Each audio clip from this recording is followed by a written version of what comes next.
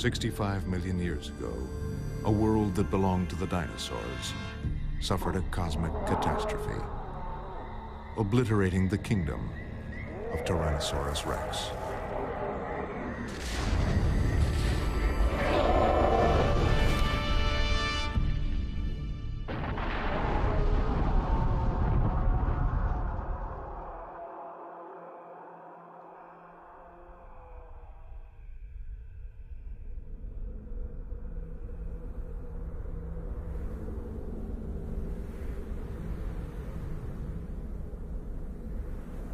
For 65 million years, the bones of the last king of the dinosaurs lay hidden. Then, at the turn of the 20th century, scientists began to coax the first fragments from the badlands of western North America. It stood 18 feet tall, 40 feet from head to tail. Today, the bones of Tyrannosaurus rex allow us to encounter the greatest meat-eating machine of the prehistoric world.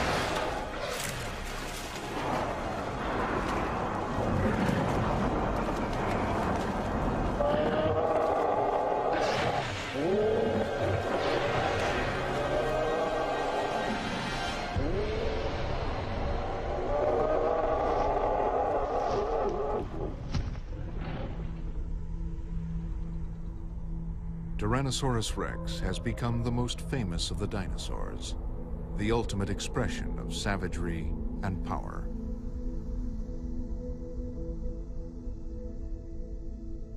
For paleontologists like Phil Curry, who scour the boneyards of the North American Badlands in search of the real T-Rex, a close encounter is a rare and thrilling event. The thing that allows Tyrannosaurus to be preserved in this part of the world is the fact that they were living on a coastal lowland, and there was a tremendous amount of sediment coming in from the mountains that were rising to the west at that time. So there were large rivers running across the coastal lowland, and if the Tyrannosaurus body happened to fall in the water, then it had a very good chance of being buried complete. And fast burial is one of the most critical factors in terms of preserving an animal that large.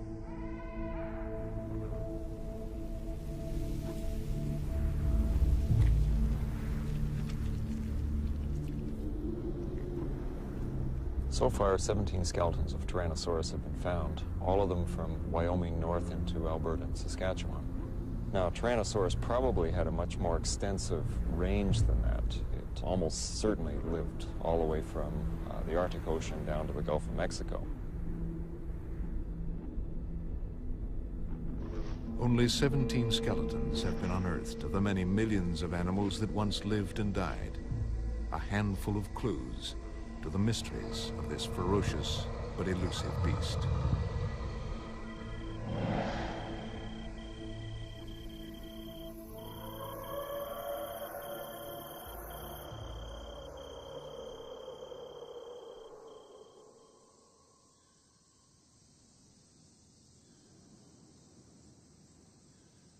The existence of the king of the dinosaurs was unknown until 1902, when a former Kansas farm boy named Barnum Brown, hunting dinosaurs for the American Museum of Natural History, discovered its remains.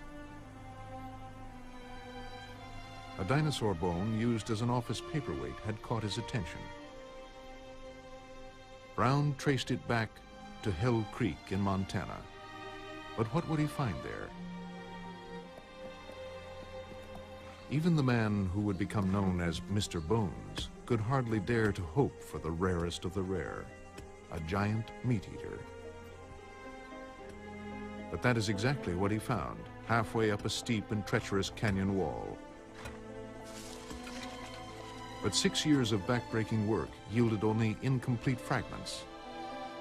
Then in 1908, Brown discovered the almost intact skeleton he would call my favorite child. For Tyrannosaurus Rex, the journey back to life and legend had begun.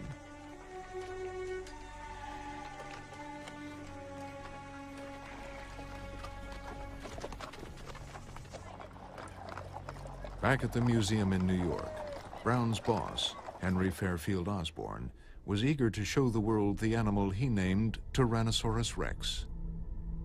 While the bones were being prepared, Osborn and Brown used models to recreate a dynamic vision of the living tyrant lizard king. Long, powerful hind legs carried the body upright, balanced by a long tail. The massive head was armed with 13 dagger-like saw-bladed teeth in each jaw. The Tyrannosaurus was capable of destroying any of the contemporary creatures, and was easily the king of the period and monarch of its race. But nearly 2 tons of bones could not be mounted to match Osborn and Brown's vision of an agile, almost bird-like beast. Their compromise design for an upright, more static pose, which we now believe to be wrong, dominated how we saw T-Rex for more than 50 years. The unveiling of T-Rex in 1915 created a popular sensation.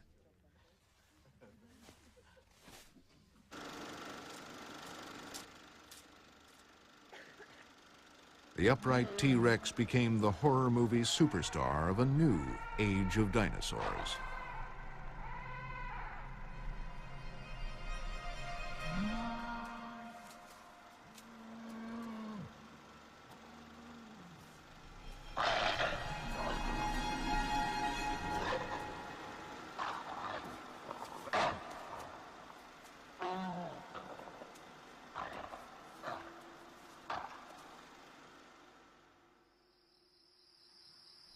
"80 years later in Montana, the painstaking search begun by Barnum Brown for the real T-Rex continues.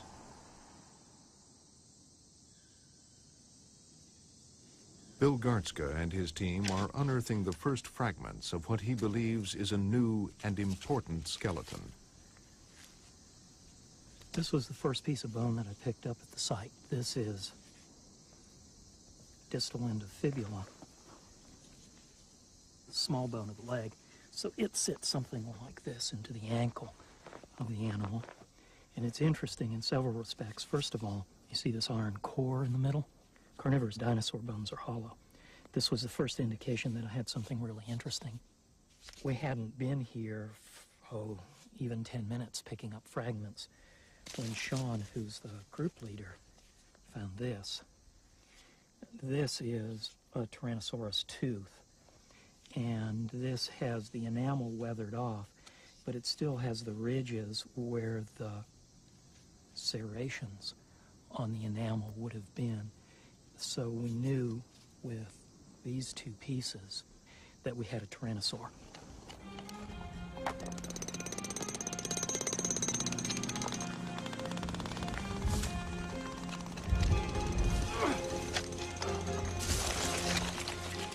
Even with modern power tools, dinosaur hunting in 100-degree temperatures is backbreaking work, yet so delicate that removing an entire skeleton can take years.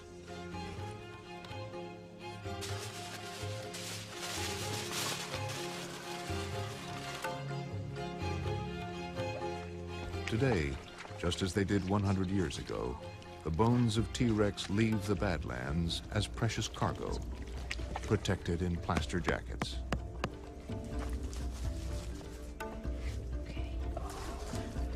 All right, good.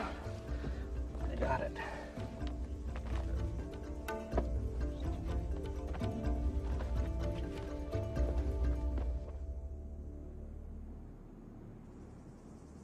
But fossilized bones are not the only remains that can shed light on the life of an animal. There are many other clues that can fill in some crucial details. My concern is the world of T-Rex. What plants did it live with? What sort of foliage hit it while it stalked its prey? What had happened is the flowering plants appeared early in the Cretaceous period, and by the time of Tyrannosaurus rex, they were dominating the world's ecosystems. We find in North Dakota that 90% of our fossil leaves, and we now have over 30,000 fossil leaves collected, over 90% of those fossil leaves are broad-leafed flowering plant leaves. What you see are here broad-leafed relatives of the laurel and cinnamon, relatives, two-lobed relatives of magnolia, relatives of the modern sycamore, relatives of the modern elm. There's still a few conifers around in the time of Tyrannosaurus rex, the bald cypress and its relatives. So the look of the place was similar to, say, perhaps Florida or southern Georgia, where you have relatively small trees, maybe 30, 40, 50 feet tall, trunks no more than maybe a foot in diameter.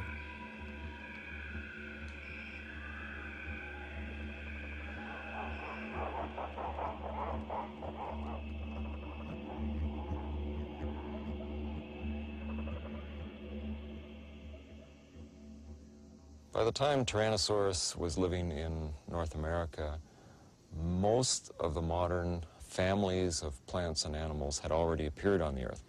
Consequently, the world that Tyrannosaurus lived in may not have been as foreign as we think it is. In fact, we can almost go to parts of the world today and see representatives of those animals and plants still alive today. And you would have crocodiles and turtles and lizards and snakes and all these things. They would have been very familiar to us today. The difference would have been that the large animals, which today are large mammals, at that time would have been dinosaurs.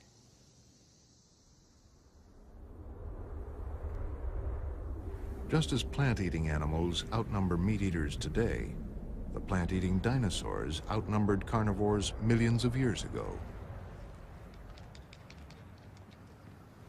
Phil Curry is leading a team of scientists excavating a herd of duck-billed plant-eaters called Edmontosaurs.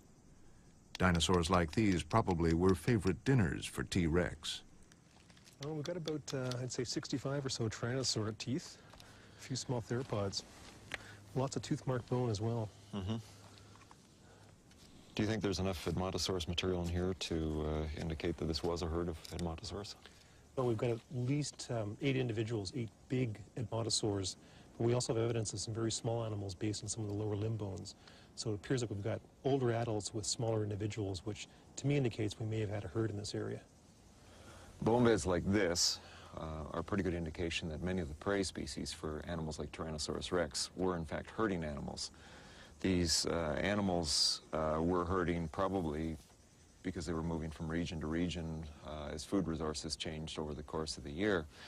I would suspect that the Tyrannosaurs were in fact following these herds, and that the old individuals and that the young individuals that strayed too far from the herds were the most likely prey for the Tyrannosaurs, and these are the animals they actively hunted down.